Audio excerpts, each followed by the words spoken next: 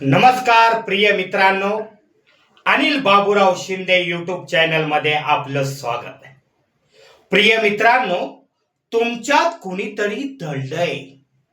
होय, तुमच्यात कुणीतरी दडलंय जे तुम्हाला माहित नाही. प्रिय मित्रांनो, नेमकं कोण दडलंय तुमच्यात सांगतो, पण माझ्या काही प्रश्नांची उत्तर द्या. मला सांगा, जंगलामध्ये सगळ्यात शक्तिशाली प्राणी कोणता? सांगा. हत्ती. Very good. आता मला सांगा, जंगलातला सगळ्यात उंच प्राणी कोणता? जिराफ. Very good. आता मला सांगा, जंगलातील सगळ्यात चपळ प्राणी कोणता? चित्ता. Very good. आता शेवटचा प्रश्न, जंगलातला सगळ्यात जाडजूड प्राणी कोणता? गेंडा. आता शेवटचा प्रश्न, जंगलातला राजा कोण? सिंह. अगदी बरोबर. प्रिय मित्रांनो, जंगलातला राजा सिंह आहे. तो हत्तीपेक्षा शक्तिशाली नाहीये. तो सिंह जिराफपेक्षा उंच नाहीये. तो सिंह चित्यासारखा चपळ नाहीये.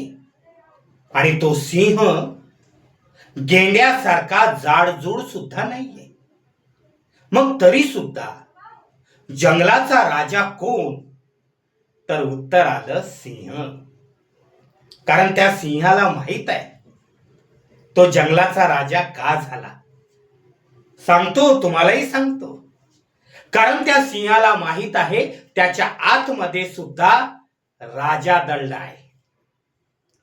आणि तो राजा त्या सिंहाला सांगत असतो की तू राजा आहेस.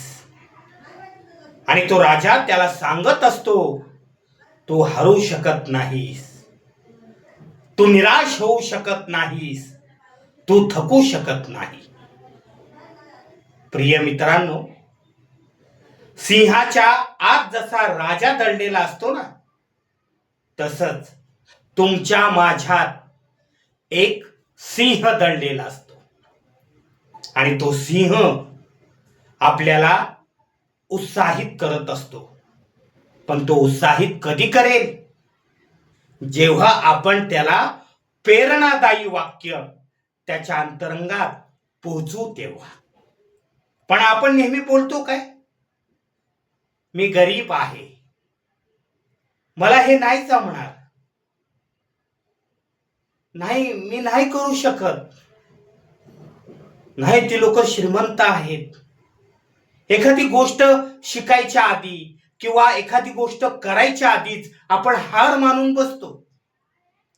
आणि हेच नकारात्मक वाक्य आपल्या आत दडलेला जो सिंह असतो ना, तो ऐकतो. आणि आपण त्याला सतत नकारात्मक बोलून बोलून ते ऐकून ऐकून तो सिंह गाढ झोपी जातो. आणि मग आपल्याकडून चमत्कारिक असं काही घडतच नाही.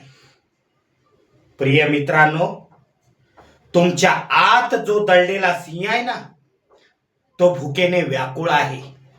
तुमच्या आत दडलेला सिंह आहे ना, त्याला जोरदार गर्जना करायची असते, पण तो करू शकत नाही. तो हतबल झालाय. कारण तुम्ही तुमच्या अंतर्मनात नकारात्मक विचार पेरलेले आहेत.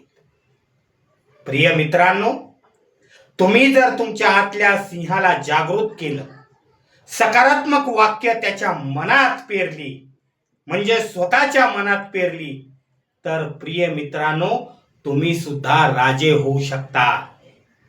तुमच्या आतला सिंह जागृत झाल्यानंतर तुम्ही सुद्धा सिंह होऊ शकता. आज छत्रपती शिवाजी महाराजांनी, भारतरत्न डॉक्टर बाबासाहेब आंबेडकरांनी, अनेक अशा महापुरुषांनी आपल्या आतमध्ये दडलेल्या सिंहाला जागृत केलं. आज वेळ आहे तुमची.